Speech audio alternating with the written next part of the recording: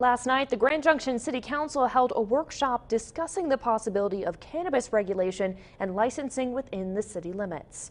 New at 10 o'clock, our Night Beat reporter Rob Hagan has more information on last night's cannabis conversation, and he stands by live with the story. Rob. Katrin, the goal of the city of Grand Junction is to become the most livable community west of the Rockies by 2025. And the goal of the City Hall workshop last night was to facilitate a cannabis regulation conversation with the community.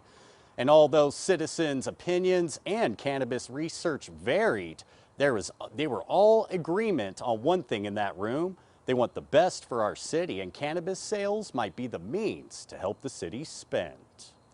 Depending on who you talk to, it's medicine or it's poison. I use it myself for anxiety and depression. Having had personal experience as a youth with that and the detrimental effects it had on my own personal life was devastating. But no matter who you talk to, cannabis is legal in Colorado and has been since Amendment 64 passed 8 years ago. And since 2017, Palisade has opened dispensary doors to cannabis customers, and Grand Junction is looking to do the same. We want to take the things that make a moral and healthy and successful society, and we want to promote and encourage them, and I don't think this will help. We need it in our town. We need safe, legal access to our medicine. And the city needs cash because Grand Junction's down 25%. The last city target to produce profits was a 40% increase on nicotine and vaping taxes, but that topic was tabled.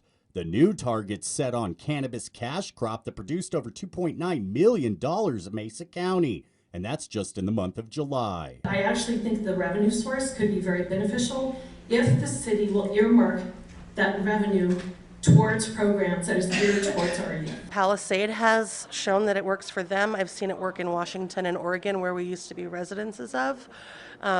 I just want to see it done right. According to the Colorado Department of Revenue, since January 2014, $8.8 billion in cannabis has been sold, with $1.4 billion in taxes going to the Centennial State.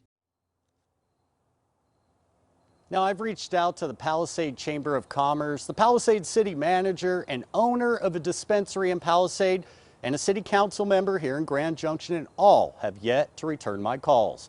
Now, the last action taken last night by the City Council here in Grand Junction was to revisit this idea once they establish a work group to go over the data.